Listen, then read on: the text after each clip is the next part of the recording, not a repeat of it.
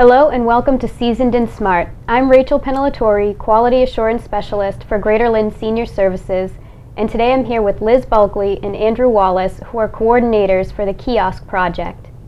Welcome, Liz and Andy. Thank you for being here. Thanks, Rachel. Great to be here. Thanks for getting us here.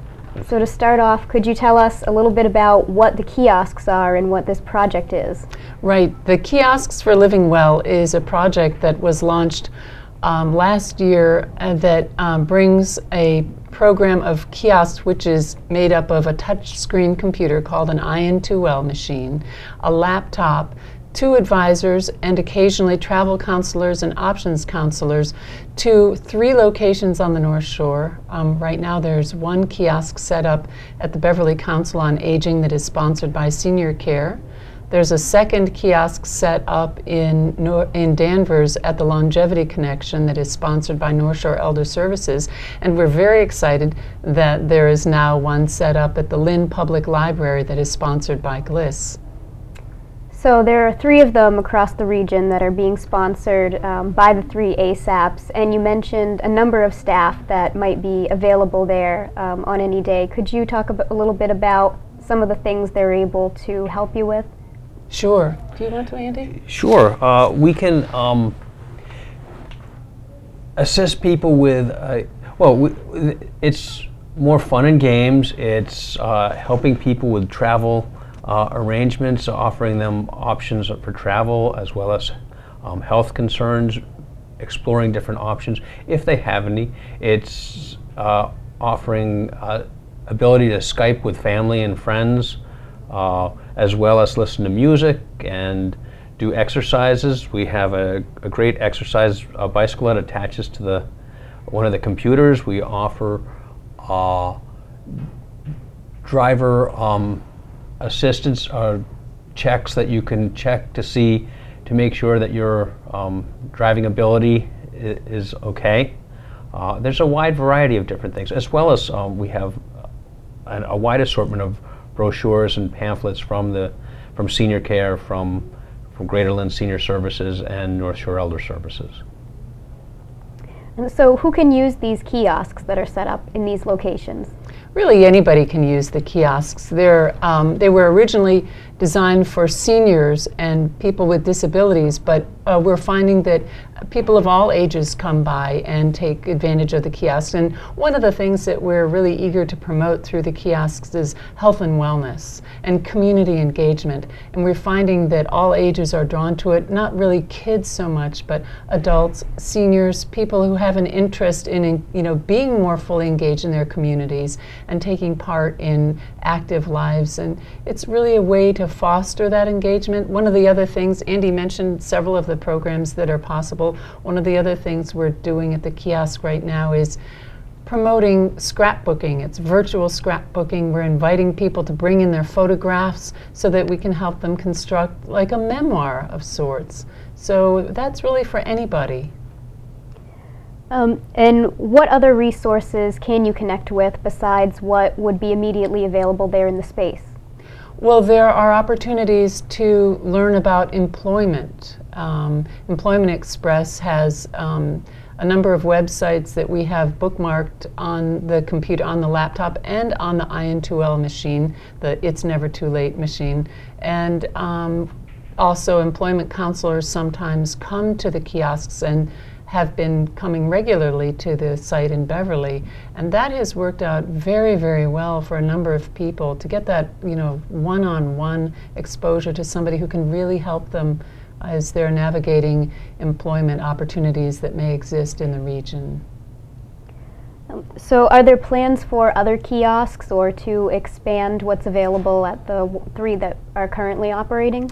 There is a plan down the road. I can't speak too much about it right now, but there is a plan to possibly have 3 more kiosks that would be set up on the North Shore. That is currently in the works, in the development phase, so we don't have any hard concrete details that we can share with you at this point, but it will be a great thing. And it'll be a great thing for the volunteer advisors who work at the kiosks. They're really terrific, and we make sure that there are 2 advisors at the kiosk at all times.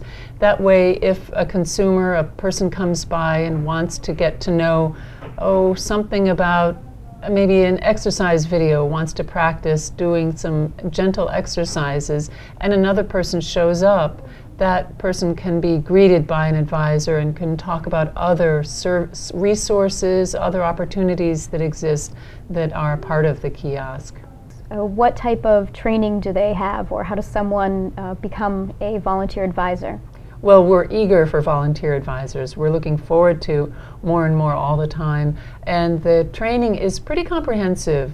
First of all, there's a one-day, the better part of a one-day training where the advisor will see examples of what it's like at the kiosk. There are a lot of video clips that sort of introduce what the culture is like around the kiosk. There's some role-playing that takes place, and there's sort of a lot of discussion about the concept of the kiosk and how it fits into the broader community. So that's the first part of the training. After that, the advisors are required to do several hours of time at a kiosk where they sort of learn, they get on-the-ground experience and have a chance to practice some of their role-playing skills. And some of that involves trying to invite a person in to visit the kiosk, which can be a little tricky. For somebody who's a little shy, it might take a little bit of work to do that.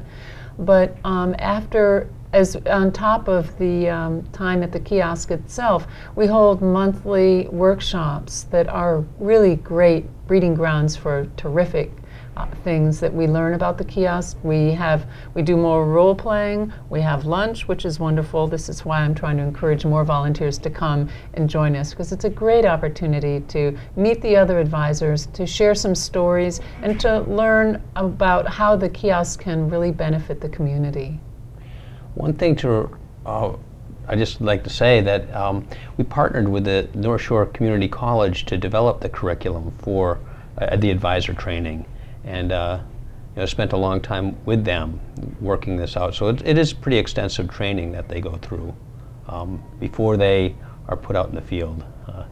They are really the ones who are making it work, and they're the ones who are engaging with consumers and really learn the stories about people. That's one of the things we hadn't anticipated at the outset. I think that we would be learning these fantastic stories about people, their lives. People, one man who'd grown up in Italy, and he was a 9-year-old boy during World War II, and had just a fabulous story to tell about those years when he was a young boy. Another man who's come to the kiosk who recently moved to Beverly from Baghdad and is reinventing his life right now and has a fantastic story. So that's one of the beauties of the kiosks for living well, which is just a great side benefit. And what types of people are currently volunteers, or are you hoping to attract as future volunteers? Oh, it really ranges. We've got all ages who are volunteering. It's really a great representation of our community from A to Z. It's hard to say. It's hard to say who is a typical volunteer, because they range in age from their 30s up to their 70s, and some of them have worked from home, some of them are retired from careers. It's really a fascinating mix of people who come. And it's also a fascinating mix of people who come to the kiosk as consumers. We've had so many different stories from people who come. There's a gentleman at the Lynn Public Library who comes on a regular basis to play chess. And we always see him one day a week, and he plays a whole game of chess. He's very accommodating. If we have another person who visits the kiosk at the same time, he'll agree to pause his game and continue it later. So we've gotten to know him a little bit. We recently had a 91-year-old woman visit the kiosk who wanted to do an exercise video, and she went through several minutes of it and did the exercises along with the video on the IN2L machine, and was very happy to critique the exercise video as well and tell us what was right about it and what was wrong about it. We've had so many other people come to the kiosk. We had a gentleman come who had served in the Army at one point and wanted to look at where he did his basic training at Camp Roberts in California.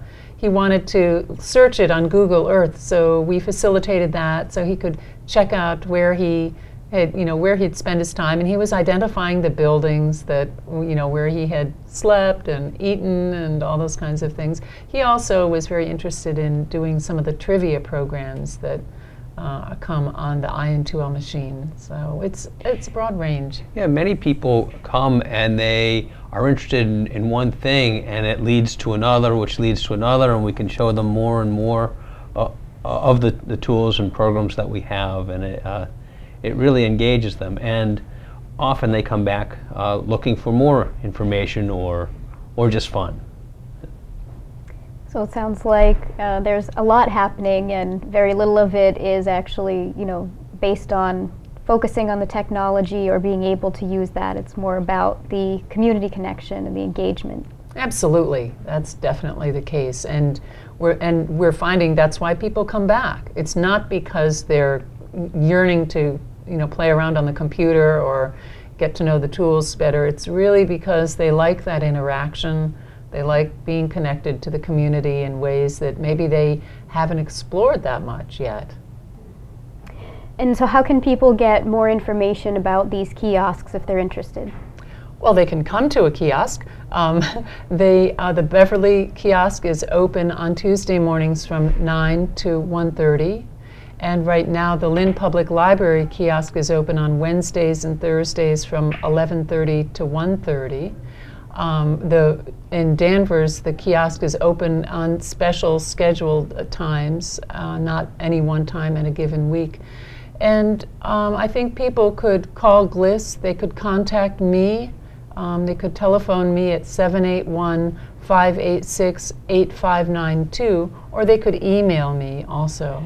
In addition, we have a kiosk brochure which is available at the Lynn Library as well as at the Beverly Council on Aging, which people are welcome to take and find out a little bit more about the kiosk people. Also, I think that one of the things that we are telling people frequently is you need to know nothing about computers. Even though there are 2 computers at the sites, they are not designed for you necessarily to have to know anything about them. They're very simple to operate, and the advisors, again, are guides to help people. And not everyone. That gentleman who you talked about from Italy, he didn't even look at the computer. He was just talking about his life and his story, and it's not all about the tools that we have there, but it's about the meeting the advisors and talking with them and making the connection that way. We've had several instances of a group of people playing a word game or The Price is Right or various things like that, and they're shouting out answers, so it can really develop into much more. We had one advisor who made friends with a gentleman who'd come to the kiosk who was a musician, and they ended up doing a music gig together at a local establishment because of their connection, this advisor and one of the consumers at the kiosk. So we like to foster those kinds of things, and we're looking for more opportunities like that. So you never know what will happen at the kiosk. You never know. It's always an adventure. Thank you again for being here.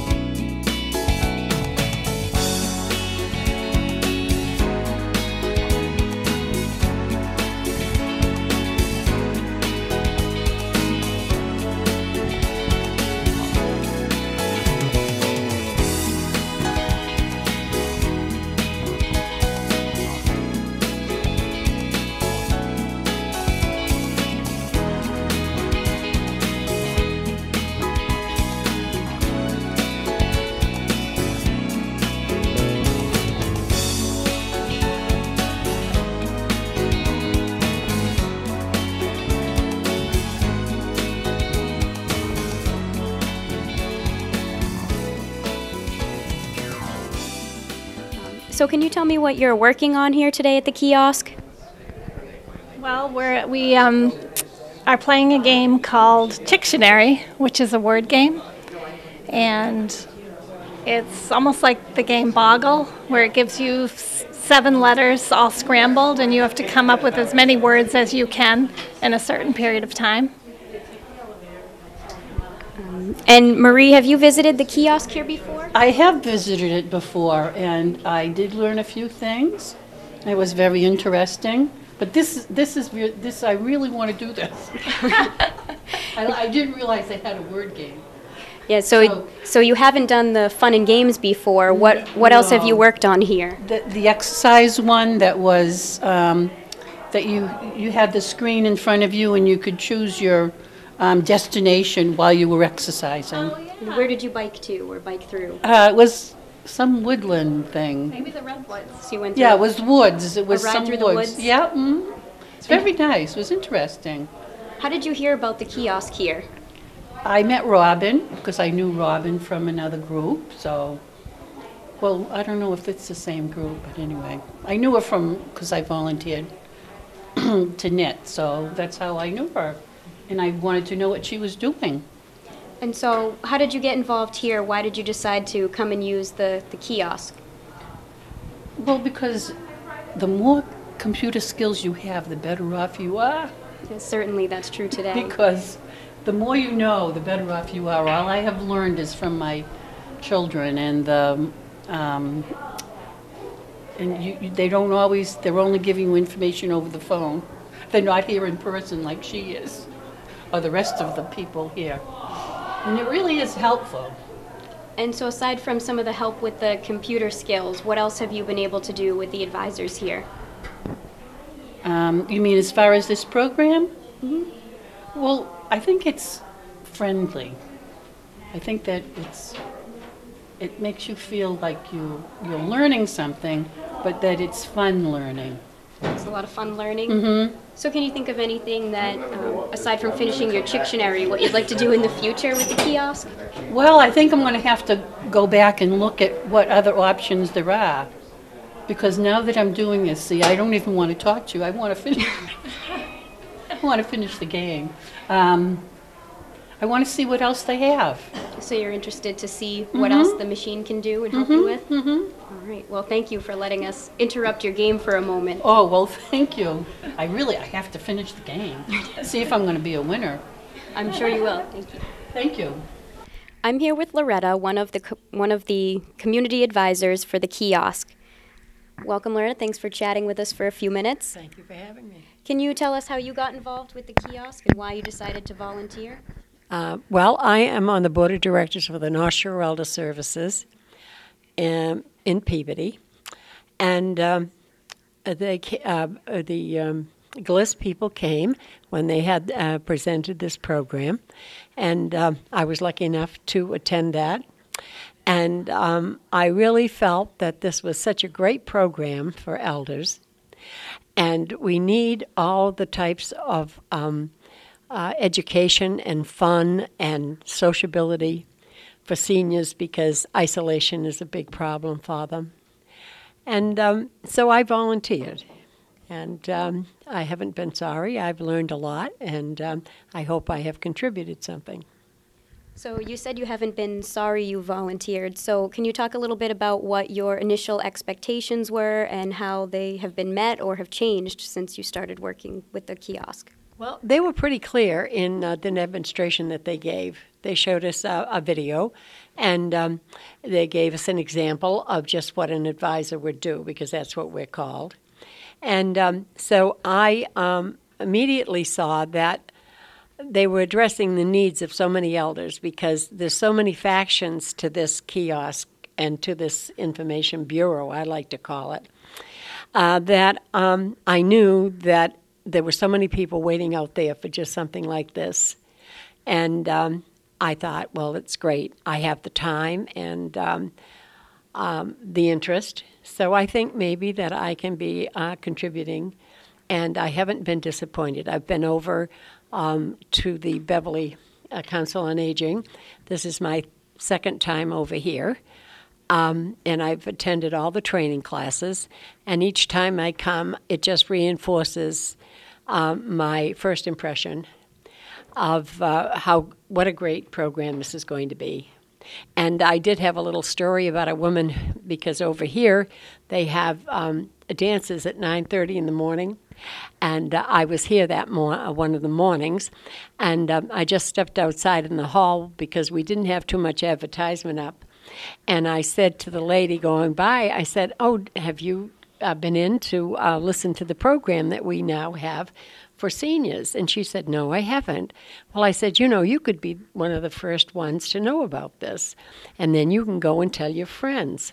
So she said, "Well, sure." So she came in and she was all excited, and I thought, well, that's how to do this, is to get one person to buy in and to know about it, and then they just seem so enthusiastic that they'll go and tell others, because I think one of the most difficult things is introducing a new program. Letting people know that it's there, trying to get, people interested, because it can be very beneficial for them. And so we have you recruiting for us in the halls, getting people to come on in and check out the kiosk. Do you have another story about maybe someone using it and how you've been able to positively impact someone who's come in and used the kiosk? Well, I think that once they get into the kiosk, and of course they meet all the friendly advisors, and we did sit down, and I wasn't too knowledgeable about the IN2L machine myself, but I do use a computer. And so this lady, we went through some of the offerings that they had on it, and she said, I asked her what kind of a game she'd like, and she liked I think it was poker or solitaire. Solitaire it was, I'm sorry. And so I hadn't played the game on the machine, but we laughed because we started doing it together and laughing and say, making mistakes and then learning. And she felt great because I wasn't any smarter at it than she was, so we were on the same level. But that was the first day that I was here, and I really enjoyed it, and I'm sure that she did too. And we had 3 or 4 people come in, and they were standing around listening. They just didn't come into the kiosk, but they were standing out there watching what was going on. So I think it provided some interest. So you jumped right in with a little peer support and had an audience as well. Has anything been a challenge for you? What have you found to be a challenge about advising? Well, I haven't had too much experience at that yet. And it's just not the machine. It's just not the fun and games. But, elderly people have a lot of concerns. Sometimes they're alone, and they don't have too many people to help them with some of the concerns and issues they have.